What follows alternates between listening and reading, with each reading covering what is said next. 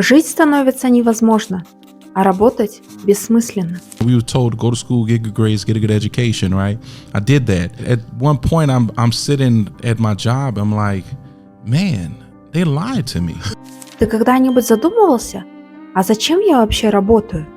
Сидишь 40 часов в неделю, а может быть и больше, тратишь годы своей жизни, но что в итоге?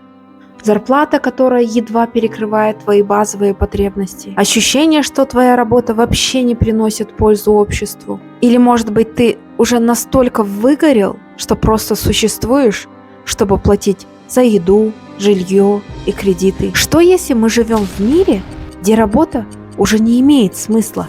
Его наказание – вечно катить огромный камень на вершину горы, только чтобы тот снова катился вниз. И это не просто мои мысли. Психологи и экономисты давно изучают феномен бесполезного труда.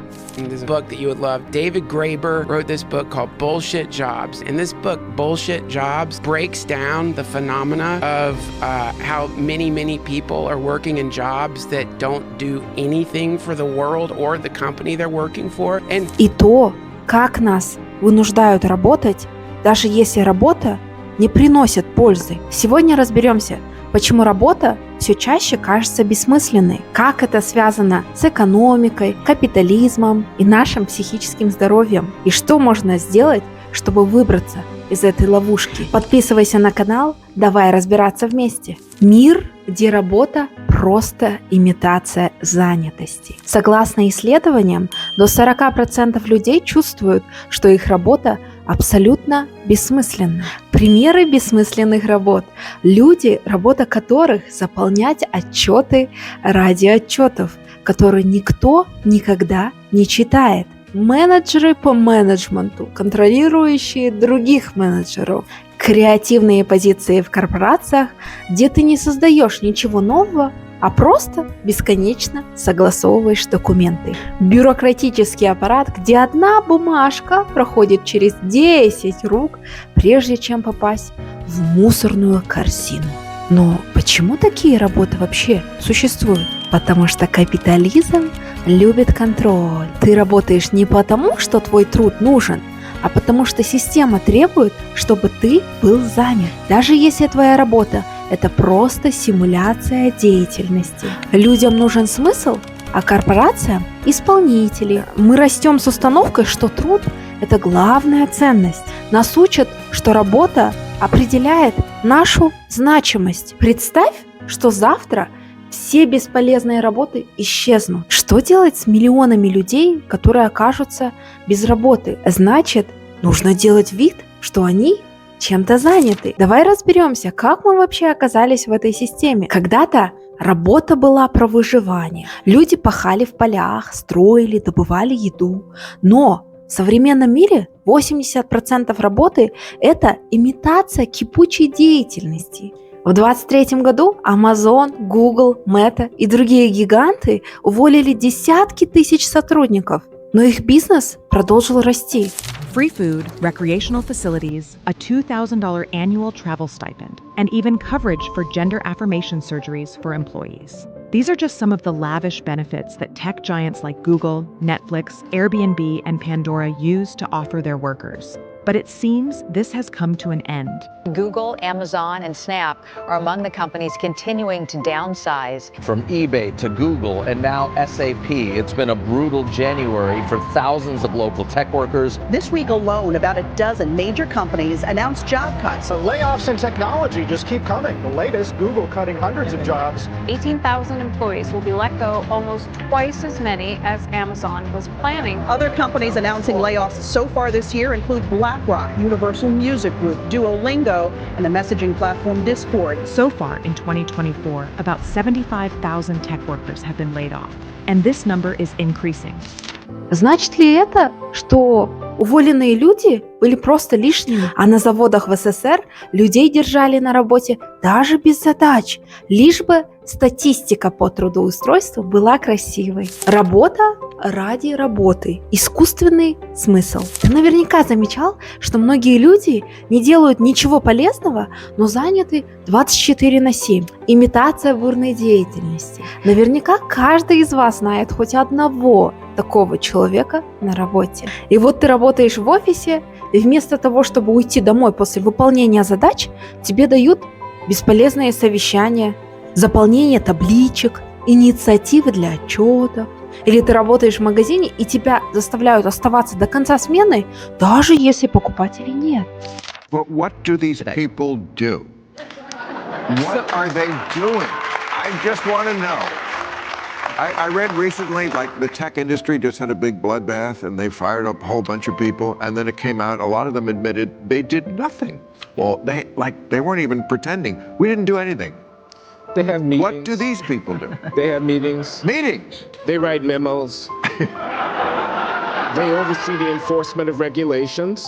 Regulations? They cultivate alumni for donors. And they kowtow to their clients, the students, because as Danny says, it's a consumer-driven thing that's going on. What they don't do is educate anybody. They don't write any books. They don't produce new knowledge. But I just want to make a quick final point. I think you see this in the larger American economy, the rise of so-called bullshit jobs.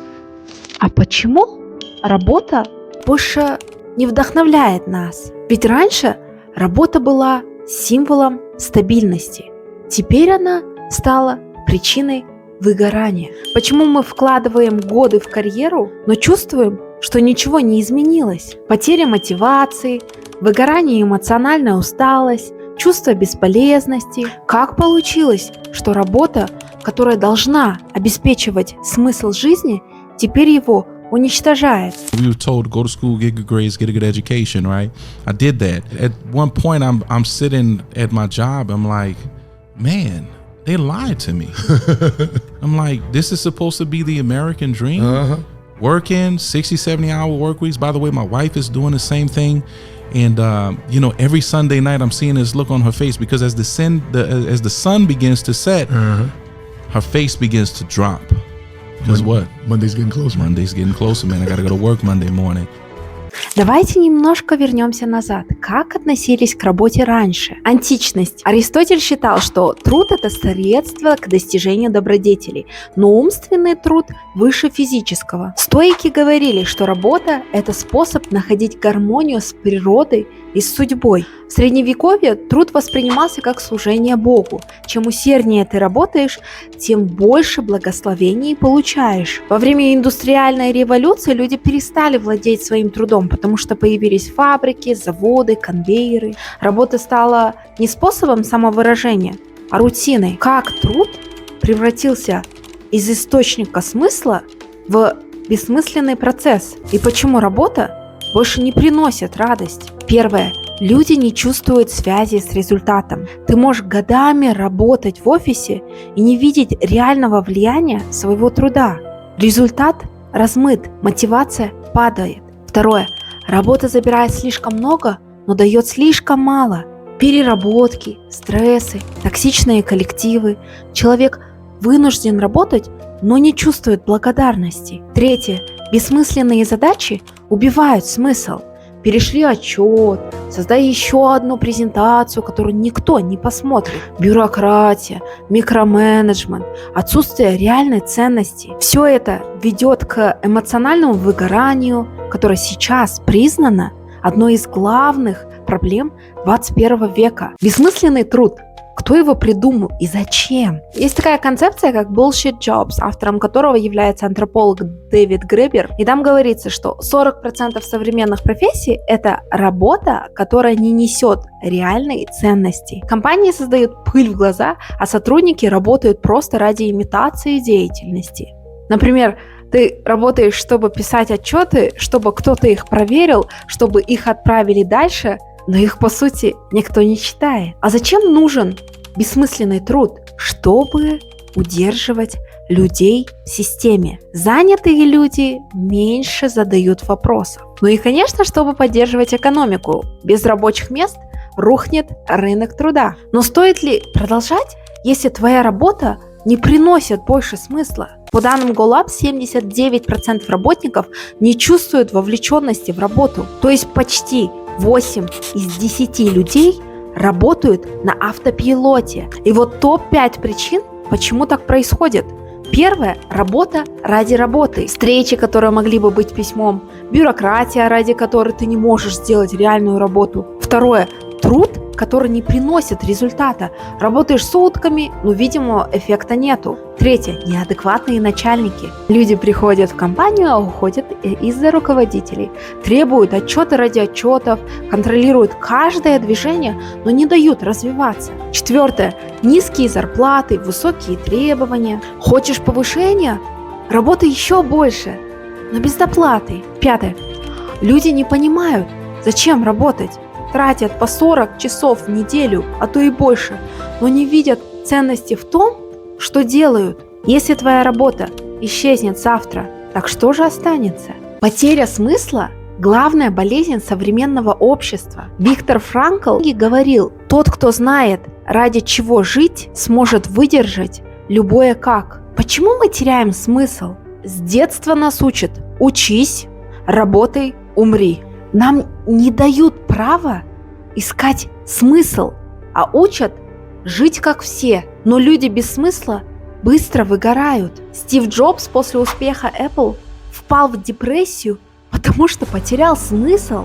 Мы живем в мире, где смысл нужно искать самому. И как найти смысл в работе и не сгореть?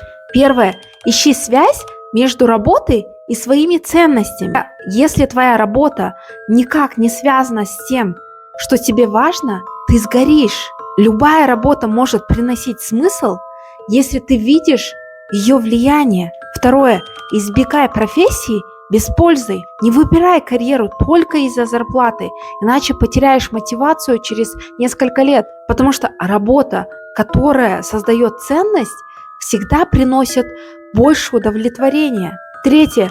Учись говорить «нет» бессмысленным задачам. Оценивай, приносит ли твоя работа реальный результат или ты просто занимаешь место. Работа не должна забирать смысл жизни, она должна его дополнять. Переходи в мой Telegram, а вы чувствуете, что ваша работа имеет смысл? Или вы тоже в системе искусственной занятости? Расскажите, какие бессмысленные вещи заставляют вас делать на работе? Пишите в комментариях, давайте обсуждать. Идеалы или реальность?